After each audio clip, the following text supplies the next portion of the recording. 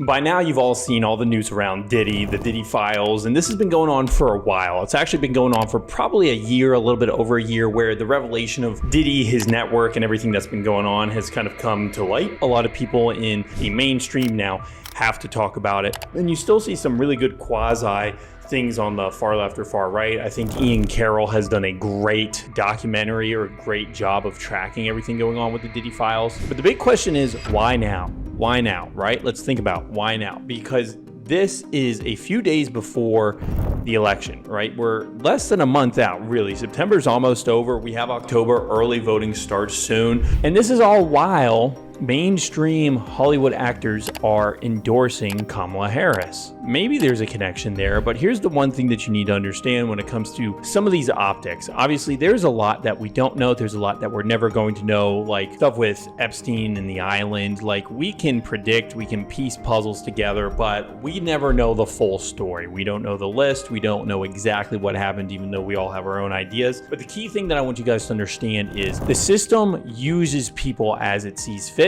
And when it's done with them, it's done with them. One example is when we catch terrorists. It's infamously known that when we catch terrorists, we will often let them go in a trade deal or whatever, but it's actually a good thing that we let them go, because then what do? We track where they go.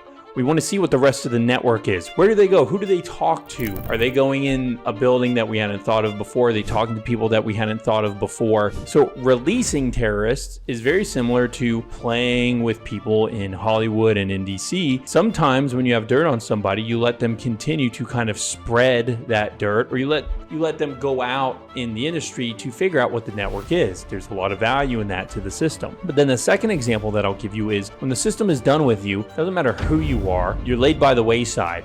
And the system knows that you can never then fight it when it ditches you, because you have to hold on to that little bit of what they'll give you. Otherwise, your career's done and you're completely poor and broke. The Cuomo family is the perfect example of that. If you remember, Chris Cuomo, or actually Andrew Cuomo, used to be the governor of New York. His father was the governor of New York. Chris Cuomo was big as a news media guy. But then what happened? Overnight, sexual harassment allegations came out against both of the Cuomo brothers, and now their dynasty is done. Chris Cuomo is kind of on the outs. He's a pretty irrelevant figure. I'm surprised if you guys even know who I'm talking about. You might not. I'm surprised that he's even still maintained in mainstream culture at all. I saw him on Twitter the other day. I don't know how he's staying relevant, but the fact is their dynasty was completely killed, and for no real reason, from my understanding, other than the current system wanted them out. And the current system probably wanted them out because the current system wants to remain in power, and it uses proxies, but you can never let proxies become too powerful. And so this relates to people like P. Diddy, because when you have a focal point of power like P. Diddy, or maybe even someone like an Epstein or Oprah, it's useful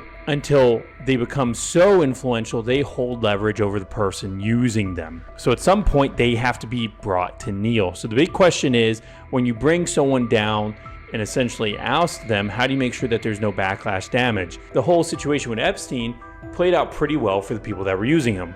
P. Diddy could be the same, but I'm not so sure. It all depends on what happens to P. Diddy in the next 2 to 3 months. Hopefully, he'll be alive to tell the story.